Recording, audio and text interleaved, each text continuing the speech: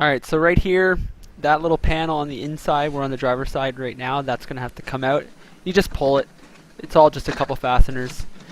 You'll see as well where I ran the LED lights. I actually just put Velcro on them because they are going to be covering some hardware. So at the time, if I ever need to take them off, I can.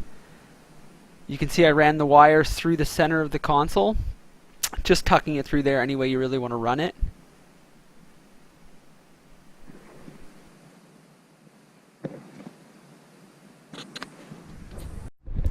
So right here, I'm showing you right now, this is where I actually put the ground.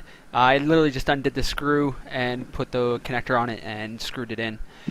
You can see where I hung the LED light strips here. I ran the wires underneath this little panel. I actually didn't even have to remove it. I just fed all the wire through right to the fuse panel, which is on the passenger right-hand side by the feet.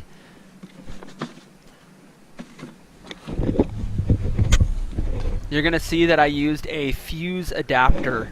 Instead of having to splice into any of your wiring, you can actually use one of these fuse adapters. With that fuse adapter, you're still going to use the 10 amp fuse that you pulled out, as well as another 10 amp fuse for the LED lights themselves. You can now see in the cover, the fuse cover, I've actually cut out a notch. This is so the power wire that's coming off of that fuse adapter has a place to go, so that I'm able to actually put that cover back into place. I use spot 34 for the fuse number. This way only my lights are going to come on when I turn the key on. Now because I use fuse spot 34, you're actually unable to put the cover back on with the little fuse puller. So what I had to end up doing, unfortunately, is I just pulled the fuse holder out and I just threw it in my glove box, and then the cover was able to snap in properly.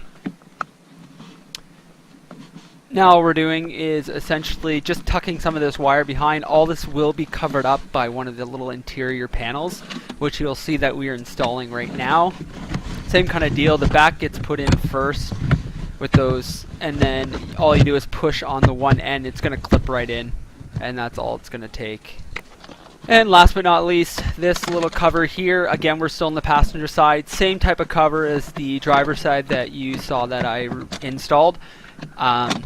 The back is going to get put in first, and again it just lightly clips. And that is the job. So this right here is a circuit tester. It's what I used to actually figure out which fuse was going to have power only when my key was turned. Very helpful if you don't want to use number 34 fuse, if you're wanting to go with a different number. And right here, I'm just going to turn the keys on, and as you can see, the lights are turning on. And they're off when I turn off the key.